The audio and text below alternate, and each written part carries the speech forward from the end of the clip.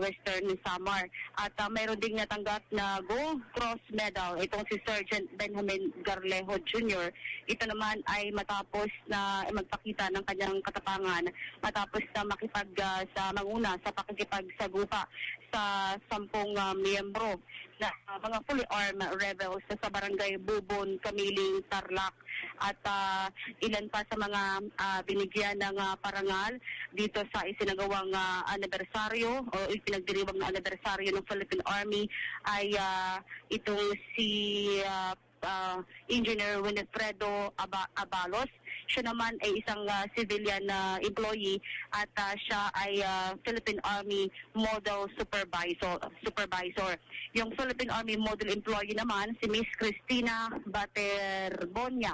Siya ang Admin Officer 2 in Budget Analysis of the Army Resource Management Office. At yung Reservist of the Year naman ay si Captain Hubert Christopher Dolor. Siya ay taga Puerto Galera, Oriental Mindoro, miyembro ng 4 RCDG. At ito namang Enlisted Personal Reservist of the Year ay si Sergeant Donnie L. Nietes. Pero yung kapansin-pansin dito kasamang Ken ay itong pagbibigay ng award kay Second Lieutenant J. Mark Mateo. Siya ay yung military intelligence, kabilang sa military intelligence ng Philippine Army. Si Mateo o si Second Lieutenant Mateo ay kabilang sa mga nag-reinforce at nakisa sa retrieval operations nung maganap itong sagupaan dyan sa Mamasapano, Maguindanao sa barangay Tuca, Nalipaw, Mamasapano, Maguindanao noong January 25, 2015 at dahil sa kanilang isinagawang reinforcement at retrieval operations, 8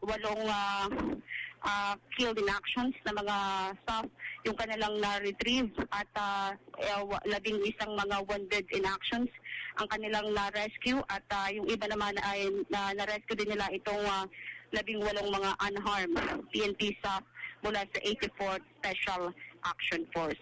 So yan yung mga huling kaganapan dito pa rin sa isinasigawang anibersaryo, ika-180 anibersaryo. Sa ngayon pakinggan natin in-interview itong si AFP Chief of Staff General Gregorio Pio Katapang Jr. Ilang mensahe lamang kasamang kanina. What really happened, no? Ngayon, na-highlight na nila na there were so many lapses based on the BOI report. Ngayon, yun ang pinuposto ngayon. Talaga yun ba deserving itong explicating? Of course, kasi kung hindi natin na-explicate yan, we're not talking about sub 44. We are talking about sub 72. Kasi kung hindi sila na-explicate, baka na mawalop din sila. They were able to save 28 lives because of that operation. So that should be understood. Thank you po. Salamat po. Okay, kasamang Ken, si AFP Chief of Staff General Gregorio Katapang Jr. Yan ay kaugnay pa rin sa isinagawang retrieval and reinforcement operations ng militar kaugnay dyan sa nangyaring Mamasapano encounter. At kanina nga binabanggit din na a day before na mangyari itong operation dyan sa Mamasapano, sa Mamasapano, Maguindanao ay inibitahan daw ng dinner itong tropa ng 45th Infantry Battalion ng Philippine Army. Pero ayaw nang magkomento pa dyan ni General Katapang. Yan pa rin ang report mula pa rin dito sa Fort Bonifacio sa Taguig para sa mga asahang public service. Rhea Mamoga na DZXL 558 nangunguna sa inyong mga radyo. Salamat kasama kay samantala grupo ng mga manggagawa ipinanawagan ang pagbuwag sa Regional Wage Board. Kasama natin sa balita si Mike Goyagoy. Babalikan po natin ang balitang yan. At yan ang mga balita sa oras na ito. Kasama mo sa maaasahang public service, Kent Hansen para sa DZXL 558, nangunguna sa inyong mga radyo. DZXL 558, nangunguna sa inyong mga radyo. Maaasahang public service, DZXL 558. Gusto mo bang yumaman? Gusto mo bang makaahon sa utang? Gusto mo bang magtagumpay sa negosyo? Mahirap ka man o mayaman? Tamang paghawag ng pera ang sagot. Hatid ng pera mo, palaguin mo.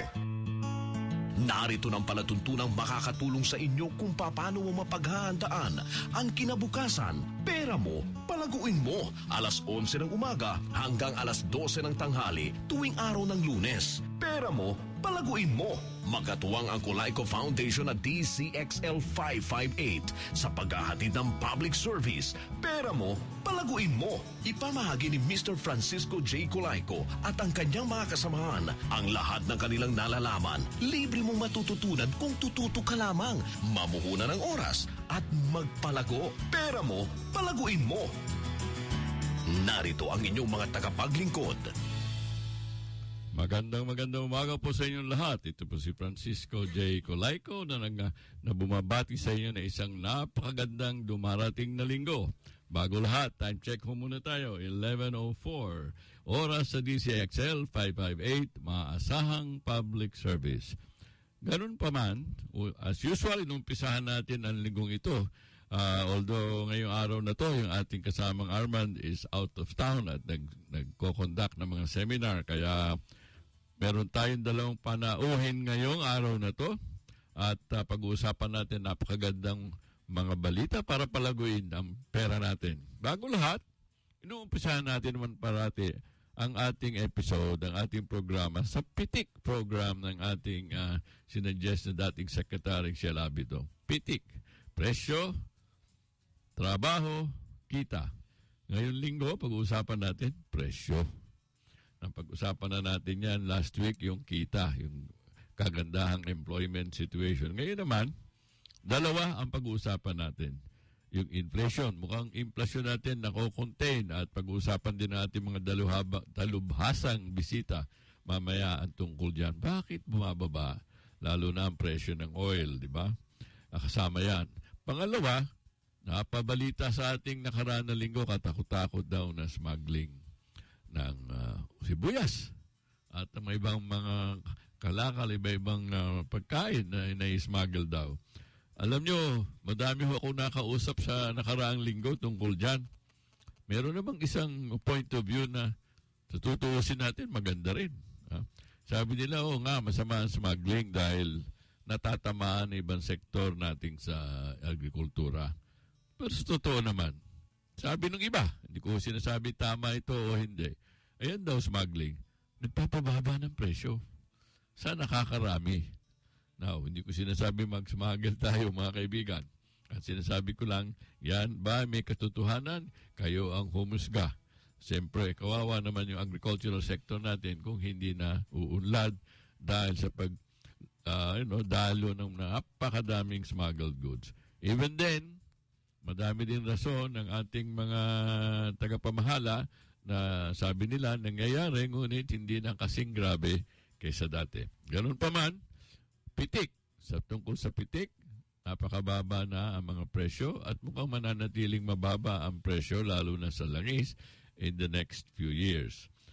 Bago lahat, pag-usapan natin ang magko-comment lang ako na yung mga ating inimbita dito to answer questions, lalo na yung dalawang nag-o-offer ngayon ng opportunities, yung M-Goldex at saka yung Lightning Corporation, ay hindi ho tumutugon sa aming imbitasyon na i-explain yung kanilang produkto kung bakit mali ang SEC na pagbigyan ng advisory ang publiko na mag-ingat tungkol sa kanilang produkto. Binigyan ho natin sila ng imbitasyon na kahit papano humarap dito, explain nila kung bakit mali ang SEC dahil sabi nila mali daw ang SEC. Hindi ko sila tumutugon sa aming imbitasyon. Ganun pa man, for now, I'd like to bring in our special guest today. Last week, pinag-usapan natin ang PhilEquity. Andito yung kanilang bisita. Bisita natin si Ms. Darlene C. ng PhilEquity last year. Ngayon naman, isa ring leading fund manager at mutual fund, si Mr. Gus Cosio, presidente ng First Metro Asset Management Inc. ang nandito ngayon para bigyan tayo ng linaw at detalya kung paano lumalago ang ating pera sa pamamagitan ng mutual funds. Mr. Gus Cosio, good morning. Kamusta ho kayo? Magandang umaga to, Pax. Pabuti naman at nagagalak na nandito. Alam mo, ako yung nagpapasalamat sa FAMI at sa mga, madami ko silang mutual fund na hinahawakan. At sa totoo lang, yung aming KSK, ito, gusto kong explain sa kanila, Gas, no?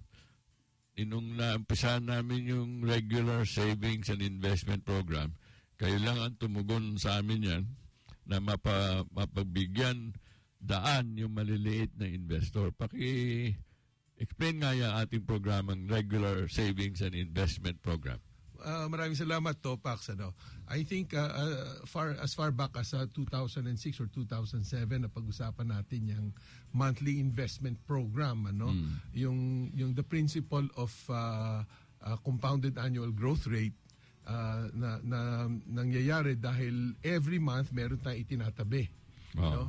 So ang nangyayari diyan, yung tinatawag na ang mutual fund kasi, ang mutual fund, ang tao kumikita sa mutual fund dahil umaakyat yung valuation, yung value nung fund, Pero hindi ito straight line. May umaakyat, may bumababa, Malikot ang presyo.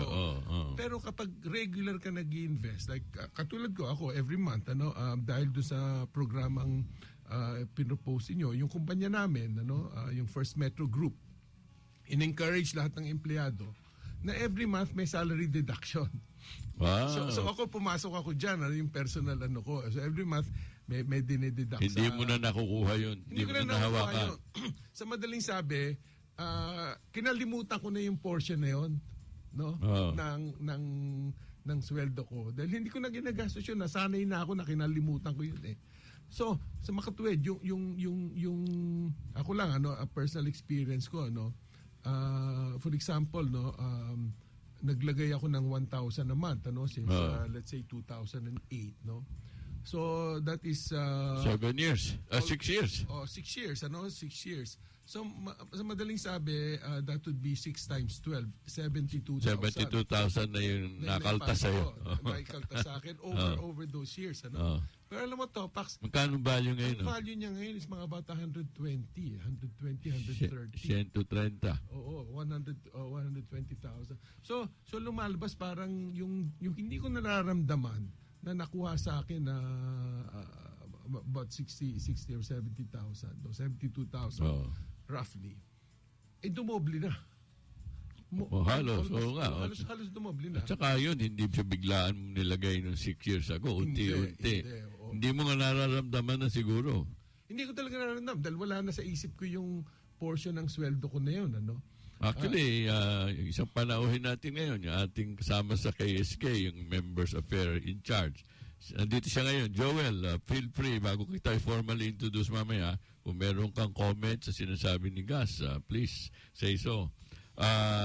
Bago lahat, Gas, bigyan lang natin background na ating listeners. Sino ba yung FAMI? Na FAMI is First Metro Asset Management Inc.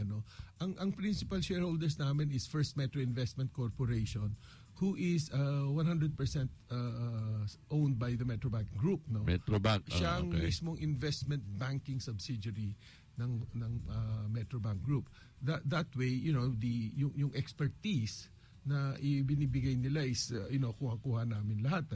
Secondly, we have 15% investment or shareholdings from the Catholic Educational Association of the Philippines, and another 15% galing sa Marist Brothers Foundation.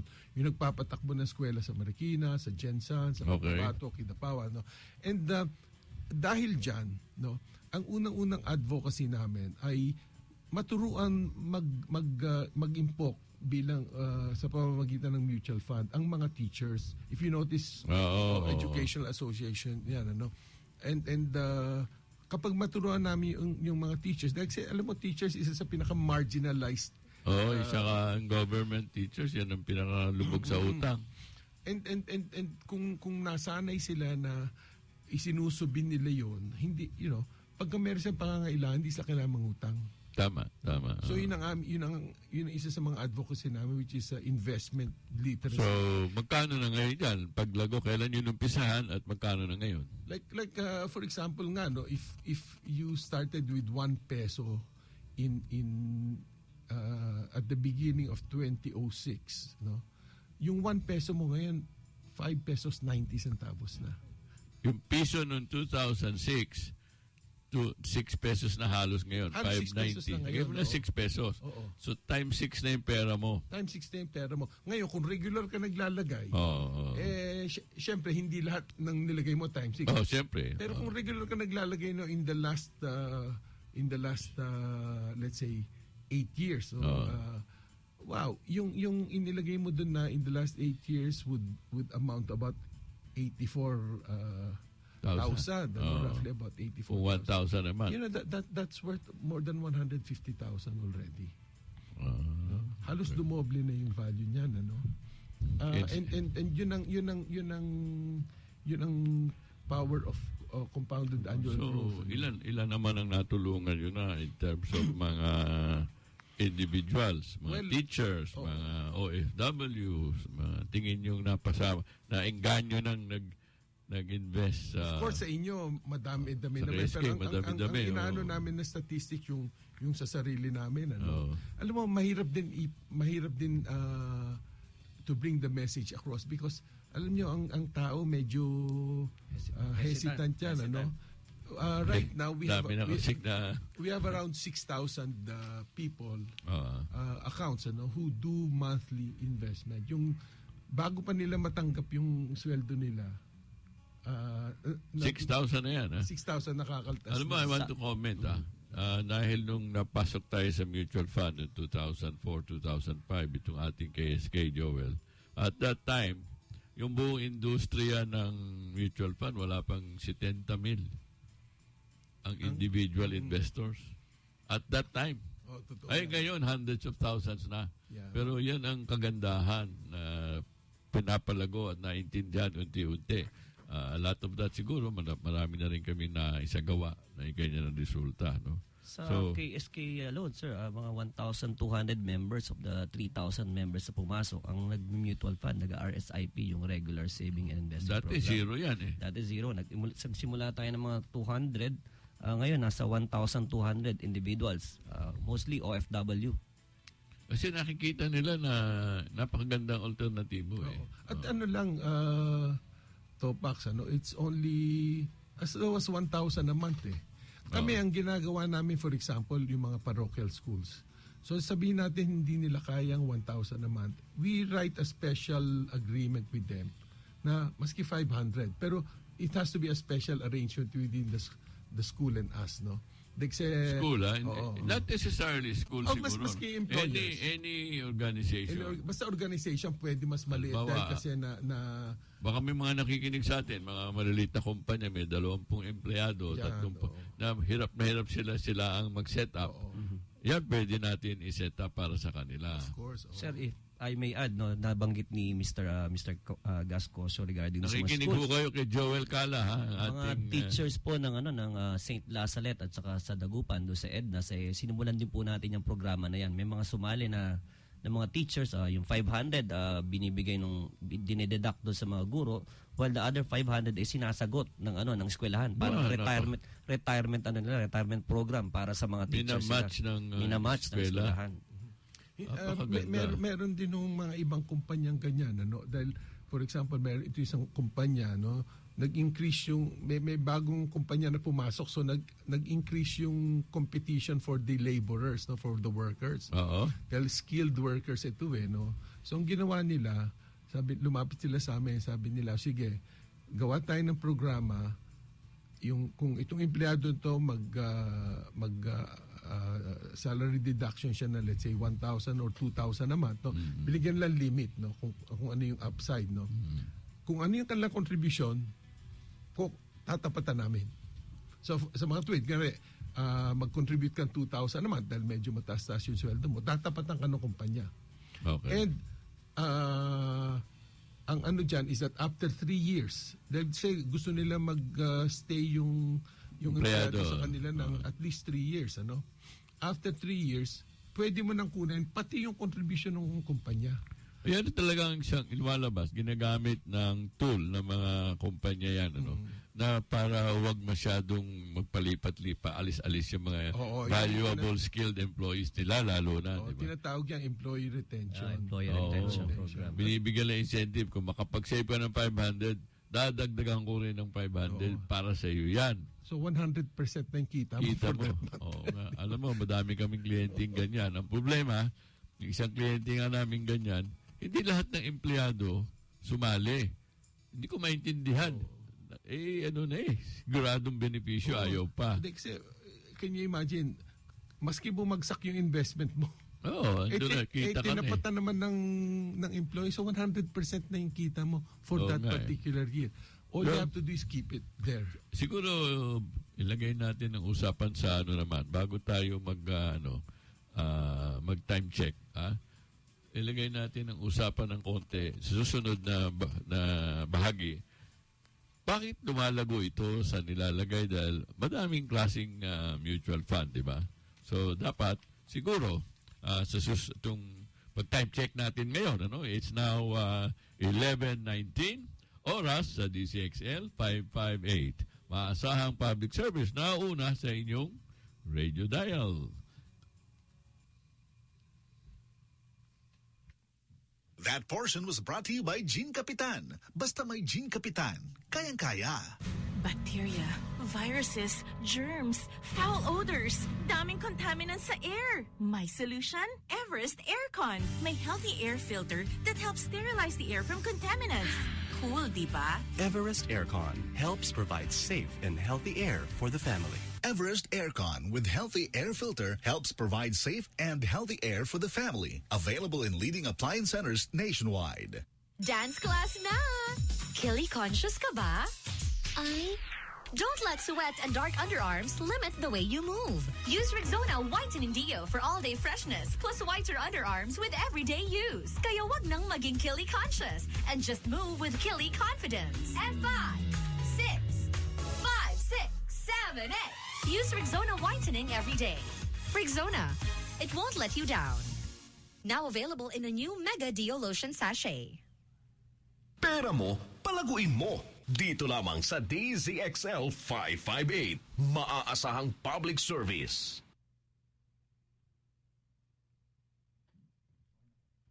Balik tayo ulit, mga kaibigan. Sa mga nakikinig, pinag-usapan natin ngayon kung paano lumalago ang pera sa family managed mutual fund, yung Save and Learn, at para maintindihan natin lahat kung bakit libo-libo na ngayon mga empleyado ang sumasali, nagsisave every month. Pero bago lahat, wag ho natin kalimutan, yung gusto magtanong, please text at 0921-431-1044 or call us at 882-2378. Ulitin ko po, 882-2378 or text at 0921-431-1044. In fact, merong mga nagtitext na nga ho dito, but pag-usapan natin yan in a while. Briefly, Gus, paki-explain nga naman, bakit ako maglalagay dyan? Paano nyo ba pinalalago yan? Baka pinauutang nyo na sa sarili ninyo. Topax, ang mutual fund industry is tightly regulated by the Securities and Exchange Commission. Ano yung sabihin nito, no? Bago kami magsimula ng aming operations, kailangan namin gumawa ng isang prospectus or info memorandum, which will bind us to what we have to do. Kung equity fund ito, anong klaseng equity portfolio ang aming gagawin, kung balance fund ito, ano yung mixture between equities and bonds, no? O kung fixed income ito, kung anong klase mga bonds. Sa madaling sabi, ang lahat ng pumapasok dito sa portfolio namin ay mga marketable securities, no? And hindi kami nagpapautang, we're not allowed to give out loans, hindi kami bangko. We are investment managers. So what we look at are capital market instruments. Yung mga instrumento nakikita sa capital markets, bonds, stocks, and marketable kayo securities. Ang dumidiskarte saan ilalagak yun sa lapi na kino-contribute ng mga investors. Opo. Anong bibilin? Bibili ba sa stocks ba? O papautang ba kayo sa gobyerno? O kombinasyon? Ganon. O kung magpapautang kami sa gobyerno, Topax, yan, through the FXTNs, yung mga government securities. Ngayon, isa sa gusto ko lang ipaliwanag sa lahat ng ating listeners, hindi kami basta-basta nag-i-invest o hindi kami basta-basta bumibili ng securities, whether equity or bonds. Meron kaming research department, which is provided to us by First Metro Investment Corporation, no? Meron kaming 9 na analyst diyan, ano, na tinitingnan at sinusuri lahat ng aming mga kumpanyang tinitingnan upang mag-invest. At on top of that, meron pa kaming mga macroeconomic analysts, ano, who will guide us as to the general direction of where the economy is going. Oh, ngayon, ano ba ang diskarte nyo? Ano ba ang pananaw nyo? Saan ba patungo ang ekonomiya ng Pilipinas? Is this the time to invest or time to cash out?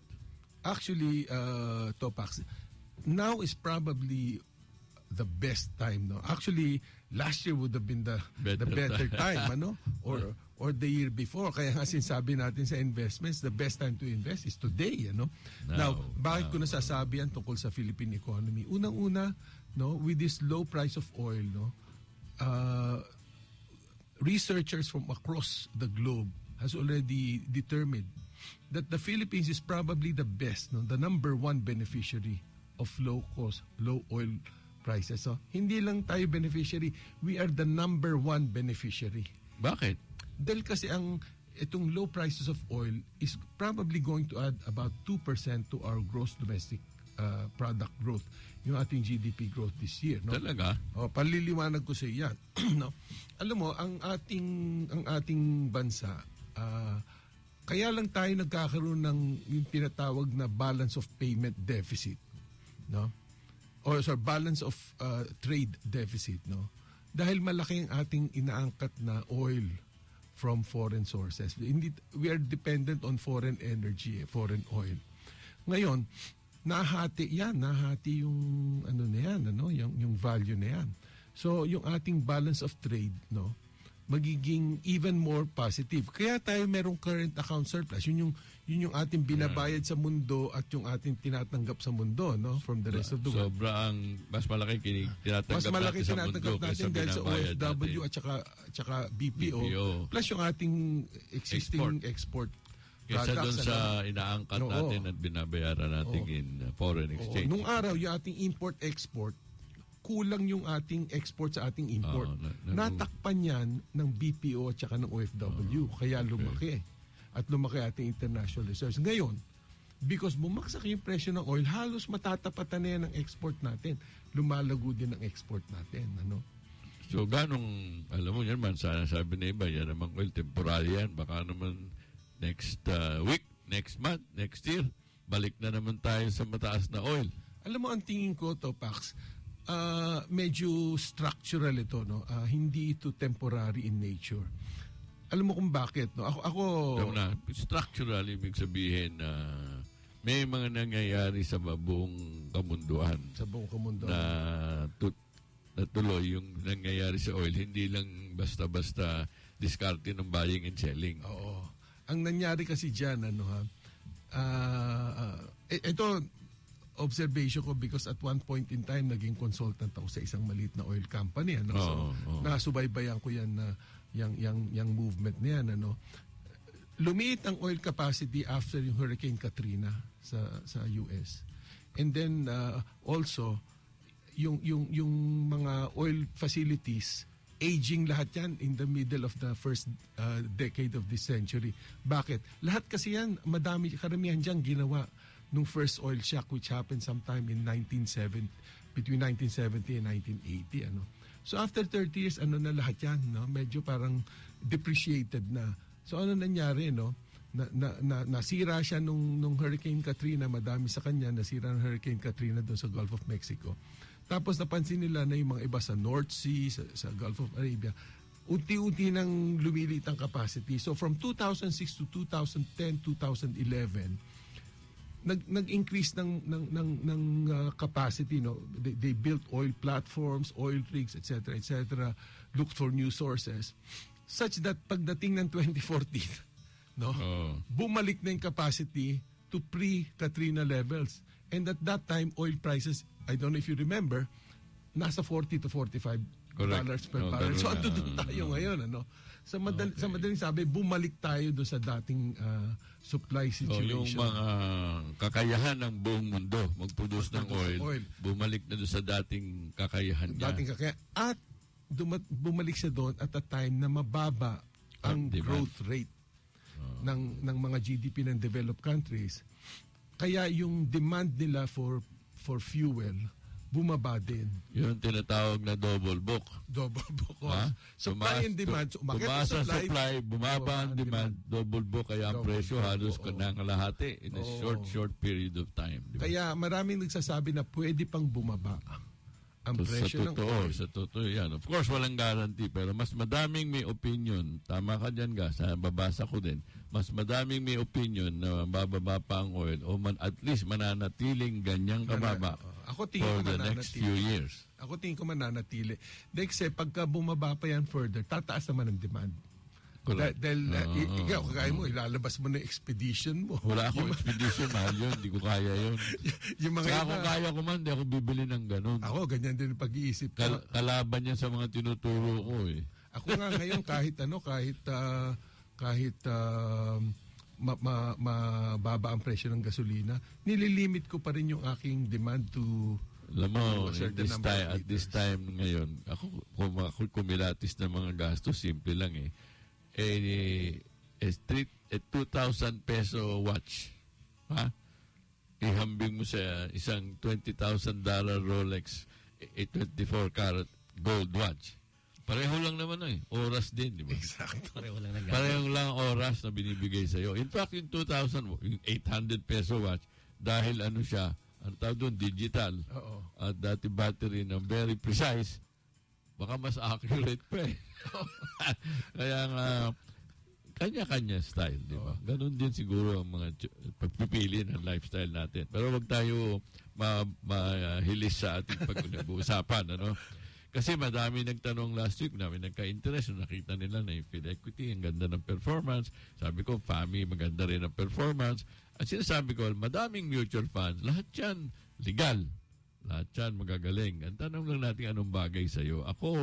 Kaya ako natutuwa sa inyo sa FAMI, Gas, kayo ang nagpaumpisa sa amin yung regular savings investment program.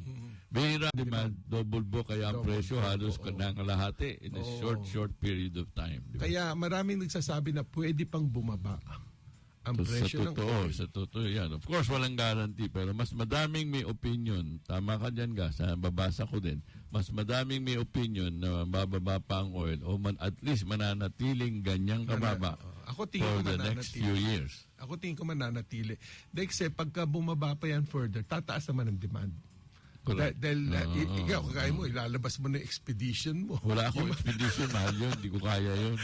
Saka kung kaya ko man, di ako bibili ng ganun. Ako, ganyan din pag-iisip ko. Kalaban yan sa mga tinuturo ko eh. Ako nga ngayon, kahit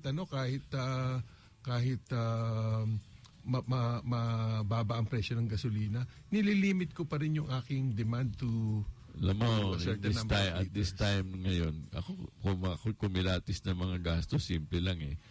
A 2,000 peso watch, ha? Ihambing mo sa isang $20,000 Rolex, a 24 karat gold watch. Pareho lang naman oras din, di ba? Exacto. Pareho lang oras na binibigay sa'yo. In fact, yung 2,000, yung 800 peso watch, dahil siya, ang tawag doon, digital, at dati battery na very precise, baka mas accurate pa eh. Kaya nga, kanya-kanya style, di ba? Ganon din siguro ang mga pagpipili ng lifestyle natin. Pero wag tayo mahilis sa ating pag-uusapan, ano? Kasi madami nagtanong last week, madami nagka-interest, nakita nila na yung Fidequity, ang ganda ng performance. Sabi ko, FAMI, maganda rin ang performance.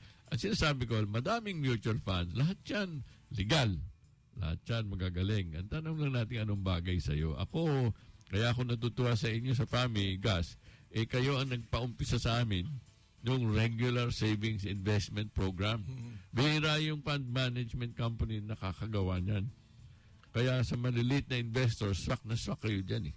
Yun nga, Topak. So, up to now, because of our partnership nga doon sa aming mga two educational institutions, talagang inaano namin, pinupursue namin na mga teachers matuto itong regular savings investment program or what we call monthly investment program. In the last 2 months alone, Topak, nag-ano ako, no, I had given talks, one in Ateneo de Naga to finance faculty of various schools in Bicol. And then just about 2 weeks ago sa naman ng mga finance educators in Mindanao, about 84 finance educators coming from about 25 college and universities in Mindanao. Bago mo gusto ko lang bigyan recognition to mga nagte-text sa atin, madaming dito. Babasahin ko yung more or less the more common questions. Maybe masagot mo to, Gas, no? Isang dito tanong from somebody with ending with 7452. Can retirees join the fund? Okay. Isang question yan, Mr. Ray Reyes. Pangalawa, paano ba rin mag-umpisa mag-invest sa ganyan? Of course, we do that sa Colayco Foundation sa KSK. At pangatlo, nagkakapag-decision daw siya mag-invest sa FAMI Salif starting April for the next 5 years, sabi nitong isang texter. Ano po ba yung ibig sabihin ng cost averaging? Okay. So, isahin muna natin. Paano ba makasali, makapag-umpisa kung hindi ka man member ng KSK o hindi ka man nakipagtugon sa Colayco Foundation? How do you start saving and investing regularly sa, palagay na natin sa FAMI Salif? Okay. Kung gusto nyong personally dumulog dun sa amin, we have our office we have 4 offices right now, no? Kung nasa Maynila ka, sa lungsod na Maynila, ando kami sa Binondo, sa Plaza Lorenzo Ruiz, Meron ba kayong website na mapuntahan nila? Meron kami website, sorry. Laman lahat ng detalyang yan. fami.com.ph. Okay. fami.com.ph. fami.com.ph. And doon makikita nyo yung lahat ng mga opisina namin, yung sa Maynila, sa Cebu, sa Davao, at saka dito sa Makati. Meron ba kayong hotline na matawagan, na one number na masabi lahat ng information na yan? Dahil meron kami, pero hindi ko memoryado. Nasa website. Nasa website. Okay. Nasa website. So anyway, FAMI is present here in Binondo, in Cebu, in Davao. Okay, so of course may website kayo. And of course you can also join KSK. Yes. Through KSK, pwede kayong direct investing through KSK para isa na lang kinakausap ninyo. At we have over 1,500 now doing that through KSK. So kayong mga gusto nyong convenience, look up KSK or directly invest sa FAMI sa kanilang website. And next question dito, of course, yung retiree, he can, Yeah, anybody, anybody can invest. This is a very democratic product, or instrument. Anybody who ang ano lang kasi ang minimum entry is 5,000 pesos for every fund, no? And you just have to fill up the forms and conform to whatever information requirement na kinakailangan ng mga authorities, no? To alam mo, mahalaga ngayon na yung tinatawag na KYC, know your client, mahalaga yan sa gobyerno ngayon, so dapat kilala namin kayong mabuti.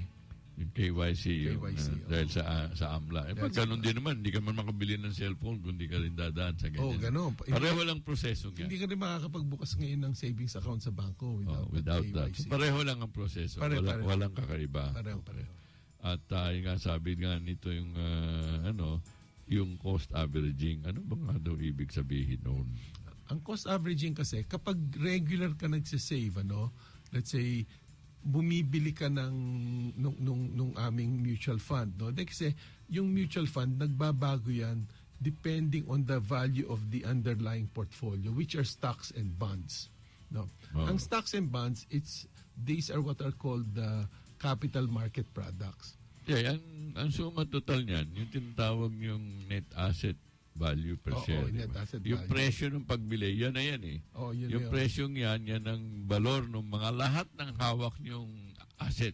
Exactly. Stock siya or bond. So, pag cost averaging, anong ibig sabihin? Kasi bumili ko magkano nung, sabi mo piso, nung 2006. Ngayon, 595. So, ano ibig sabihin ng cost averaging?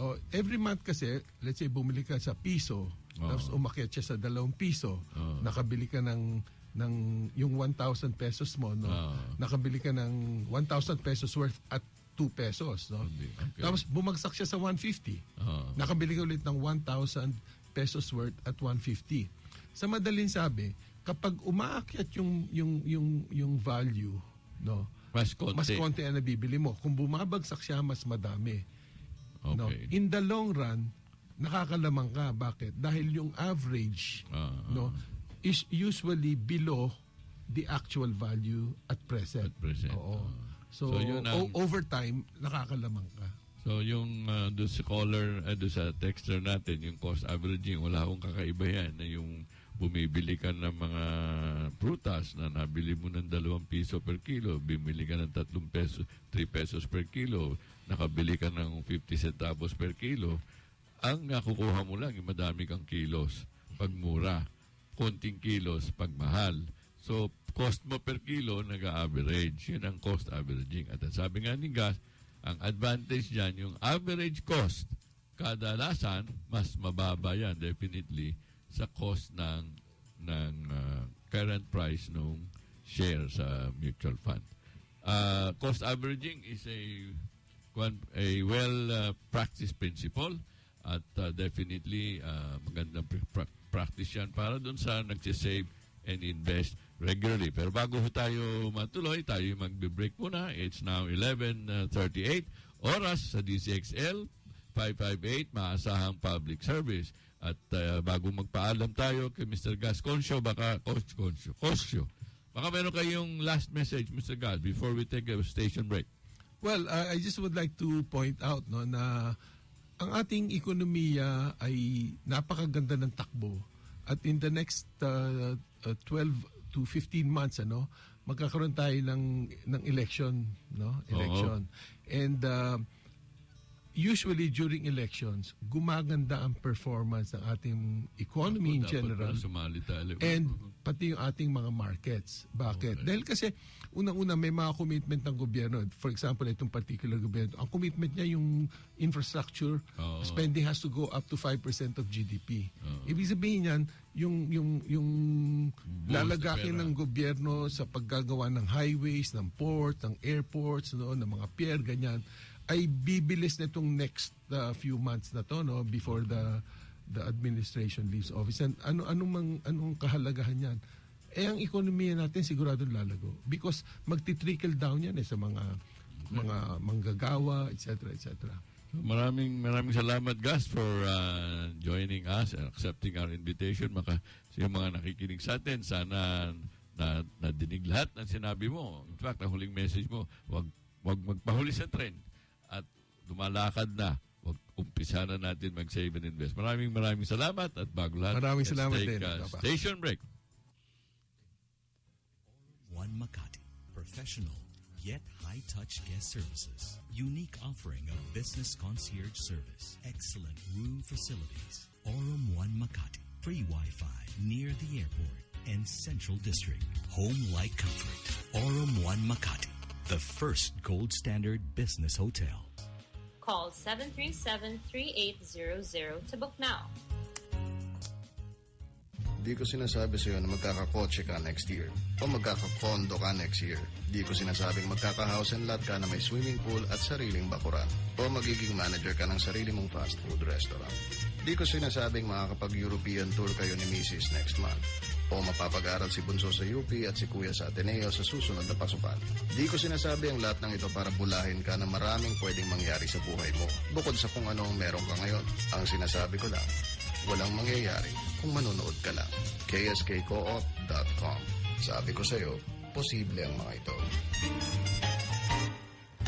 Someone once said that you have two choices when you wake up every morning. Get back to sleep and dream again, or get up and chase your dream. If you choose to chase your dream, get in touch with us. Pera mo, palaguin mo. Call Calico Foundation at 637-3731. 637-3731.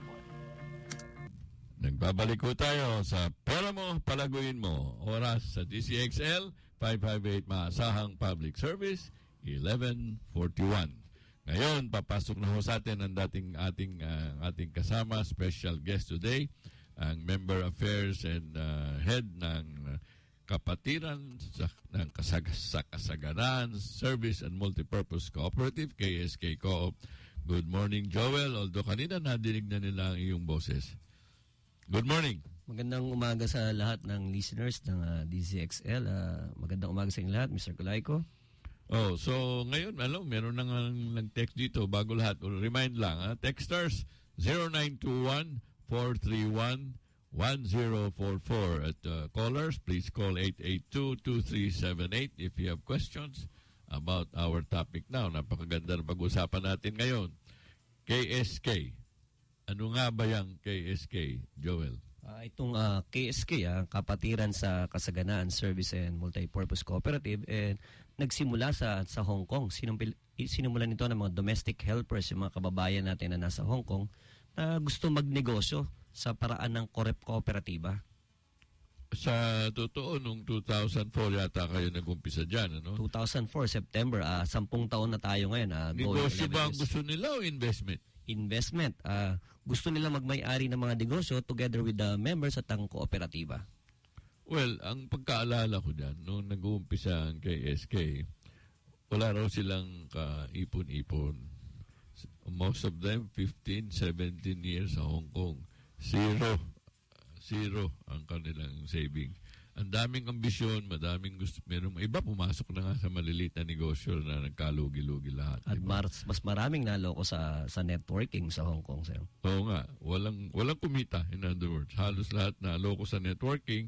Yung mga iba nagsapalaran sa maliliit na negosyo, wala namang kakayahan, hindi na intindihan ang pinasok, naubos din, di ba? Kaya nag-umpisa yung KSK. So, ano ba ang layunin ng KSK? Bakit mga ilang libo na sumali diyan? Anong kanilang layunin? Anong kanilang inaasahan? Bakit sila sasama sa KSK? Sa ngayon, meron tayong mga 3,000 members na sumali sa KSK simula noong 2004 na nagsimula tayo. Una, nagbibigay tayo ng impormasyon kung saan nila dapat ilagak yung pera. Pangalawa, yung fulfillment na yan, ibinibigay natin through KSK Co-op. Marami tayong oportunidad na ino-offer sa kanila. Meron tayong food business, meron tayong financial business, meron tayong services, at meron tayong property business. Ano ba yung, paano pumasok? Magkano ang taya? Magkano ang kanilang, yung puhunan na dapat i-commit, ipasok sa cooperative? Unang-una sir, bago sila magbitaw ng pera, dapat maintindihan muna nila kung ano yung KSK Co-op. Kailangan nilang dumaan sa isang pre-membership orientation seminar para alam nila yung pinapasok nila. Yung pagsali naman, kailangan magbayad ng membership fee, 1,000 pesos. At meron tayong minimum share capital na 1,000, na 50 shares. 50 shares at 1,000 pesos per share. Para maging member? Para maging member ng KSK Co-op. Yung bang 50 shares kailangan agad-agad? Pwede nating bayaran siya ng lump sum or installment ng 6 months. Wala siyang cost of money o walang interest pag halimbawa binayaran natin within 6 months. So madaling salita, to be a full-fledged member ng KSK, dapat ang tataya mo 50,000. Dapat 50,000 pesos. Ay, handa kang ilagak 50,000 para para baguhin ang buhay pinansyal mo. Merong mga gustong sumali, sabi nila, para 10 shares, 5,000 pesos, parang gando na lang. Hindi na namin in-encourage kasi wala namang mangyayari doon sa 5,000 or 10,000, hindi mababago yung buhay natin nun kung ganun lang kaliit. So ngayon, dati kasi alam ko tumatanggap ang KSK na kahit maliit, di ba? Para makasali lang dun sa RSIP. Hanggang ngayon, pwede pa ba yun o hindi na? Meron tayong pinagkasunduan yan nung General Assembly. Gusto natin makatulong talaga in line with dun sa advocacy ng Colaiko Foundation na lahat maturuan mag-invest. I-accommodate natin yan. Hinihintay na lang natin yung magiging desisyon ng General Assembly na gagawin natin sa Hong Kong sa March 28 at saka 29 at saka sa webinar natin sa April 10. So yung mga gusto sumali na hindi nila kaya muna 50,000 dahil siguro nag-uumpisa pa lang. Pero gusto na nilang mag-umpisa matuto, mag-import regularly, tinatawag nating regular savings and investment program na i-invest natin sa mutual fund, di ba? So yan, pwede silang sumali kahit na walang 50,000. Walang 50,000. Ayun nga po, kanina, mabalik do sa sinasabi ni Mr. Gascosio, inintroduce natin yung regular saving and investment program monthly sa mga members natin, lalo na yung mga OFW na hindi alam kung saan tamang ilalagay yung pera. Na meron silang pera sa savings account for the past 3 years or 5 years. Nung nalaman nila ang potensyal na paglago do sa regular saving and investing program na in-offer ng KSK Coop, marami pong sumali.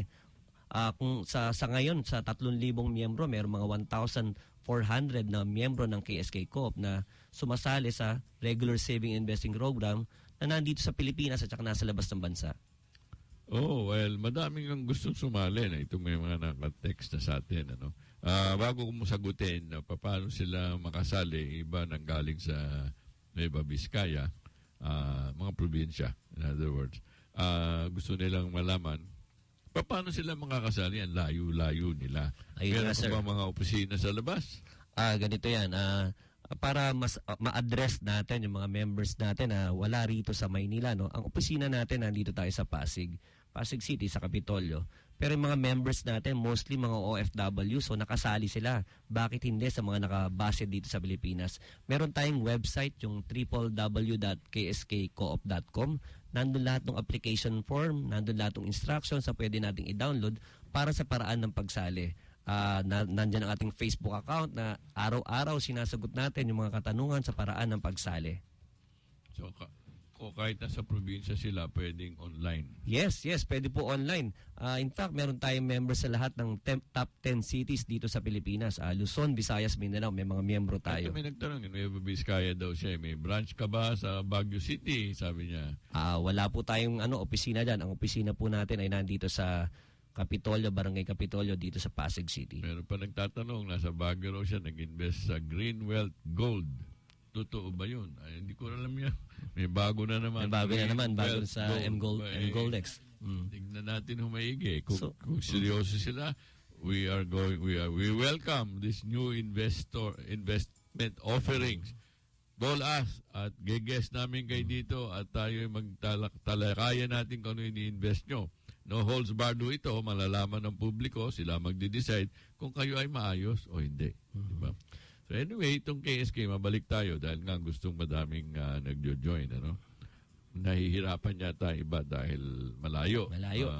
Nilalapit natin yung pre-membership orientation seminar sa mga kababayan natin na nandito sa Pilipinas. Meron tayong mga schedule, abangan lang dun sa ating Facebook account at saka dun sa ating www.kskcoop.com. Pupunta po kami sa top 10 cities dito sa Pilipinas para mag-conduct ng orientation at para makakuha na rin ng mga miyembro.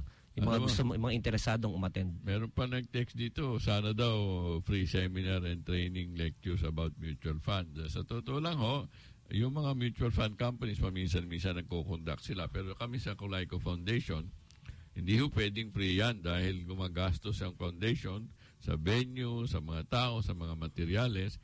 At paminsan-minsan nakakakuha tayo ng mga sponsors na libre sila ang tumutugon lahat ng gastos, kaya libre para sa mga nag-attend. Hindi naman lahat ng oras ay merong mga sponsors na kayang tugunin lahat ng gastos paghanda ng seminar. Ganun pa man, ang aking payo sa mga walang-wala at gusto sumali ng seminar ay madami hong possibility malaman about mutual funds. Mag-research kayo sa online ng colaycofoundation.com, kskcoop.com, meron yan. Sa mismong website ng FAMI, meron sila. Website ng PhilEquity, meron din sila. At alamin nyo kung kailan ang mga seminar nila. Kami sa foundation, meron tayong seminar, in fact, sa seminar last March 21. Meron din April 25. Mutual Fund Seminar on April 25.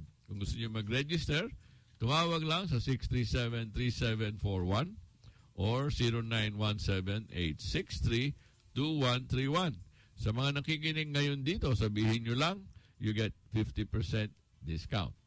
So, ulitin ko, 50% discount sa mga RMN DCXL listeners dito sa pera mo, palaguin mo. Sa aming seminar, Mutual Fund, April 25, 2015.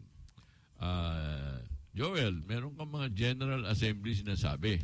Yes. Ano ba yung General Assembly yan? Dahil ako, Gusto ko magka-interest, hindi ko naintindihan. Diba? Ano yan? Ang kagandahan sa isang kooperatiba, meron tayong General Assembly every year. Tayo po mandated ng batas na i-report, ipagbigay alam sa mga miyembro ng kooperatiba na kung saan ininvest yung kanila mga placement. Tumaas ba ang book value nito or bumababa? Meron tayong schedule sa Hong Kong sa 28 at saka sa 29. Meron tayong webinar para sa mga nasa ibang bansa, mga nasa Middle East sa April 10. Katatapos lang ng ating Philippine General Assembly last Saturday nung March 14. So ang kasunod ay sa Hong Kong sa March 28 at saka 29.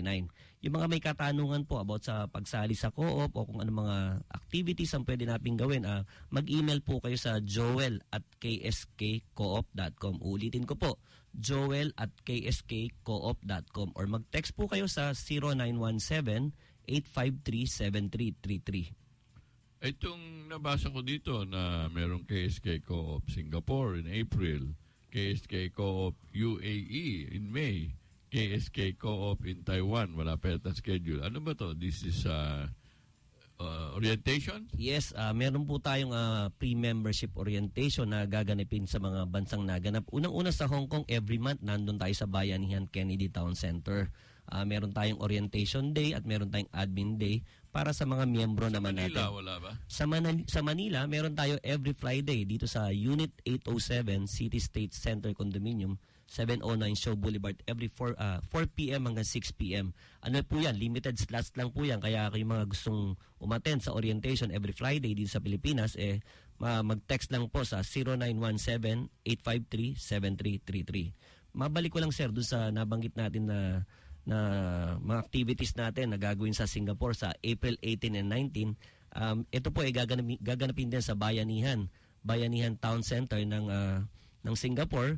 Marami po tayong imbitasyon na nakukuha through email sa Facebook na bakit daw hindi bisitahin ng KSK Co-op ang UAE tsaka Singapore.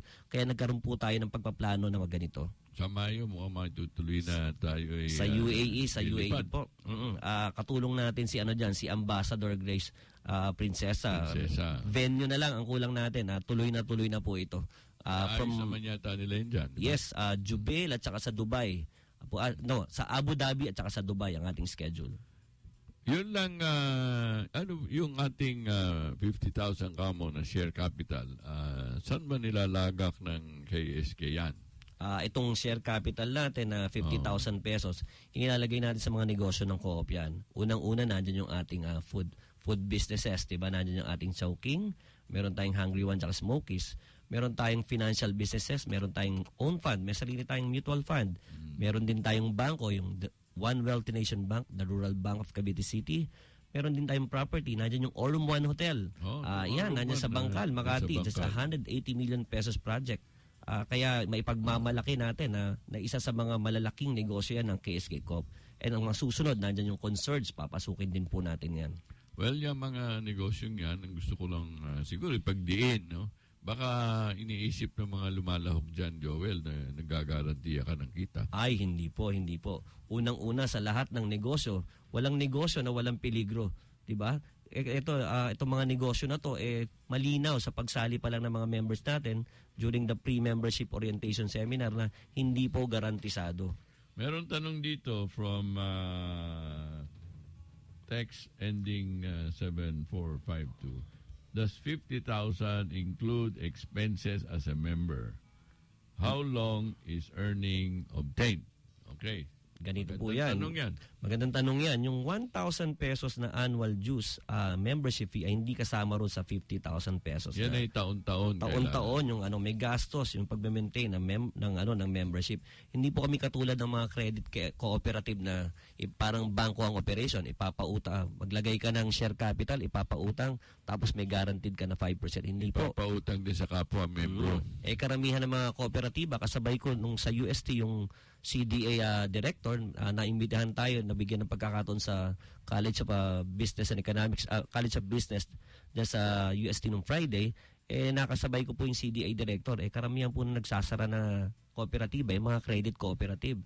Lalo na yung maliliit. Nabanggit nyo nga po, dahil sila nag-utangan, hindi naman nagbabayaran. At saka nakakatakot, lalo na yung mga malapit sa mga yung mga malapit sa palengke, paano pag nag-clearing operation na si Mayor, hindi na nakapagtinda, hindi na makakabayad sa kooperatiba. Kawawa yung co-op. Sa madaling salita, kasi ang KS Co-op, ang layunin nito, hindi para magpautang sa mga members. Yes, sir. O hindi, itaguyod yung mga share capital. Divide yan sa mga projects ng KSK sa real estate, sa bangko, sa food, at saka sa sa concerts, di ba? Pero sir, na-address naman natin yung yung loan facility doon sa bangko. Sa na bangko, may-ari pwedeng ng umutang sa bangko. Pwede ka. Tama.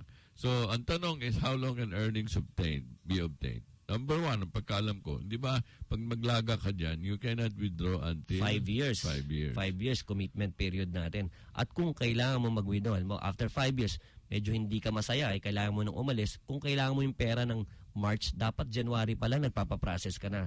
Bakit? Hindi po kami parang ATM na anytime pwede nyong withdraw. Tama. Imagine, kung halimbawa mag-withdraw ka, January, binigay kagad namin. Kawawa naman yung mga negosyo na yan, babagsak yan. At kawawa yung mga maiwang miyembro. Dahil in 60 days to 90 days, may papalit ng miyembro na papasok at mapapalitan yung perang ilalabas mo. Ganun po ang kooperatiba. The co-op itself might buy you back. No? Ang importante kasi, ang tandaan natin, hindi mo mapapabago ang buhay pinansyal mo. Sa totoo lang, sa isang lagak.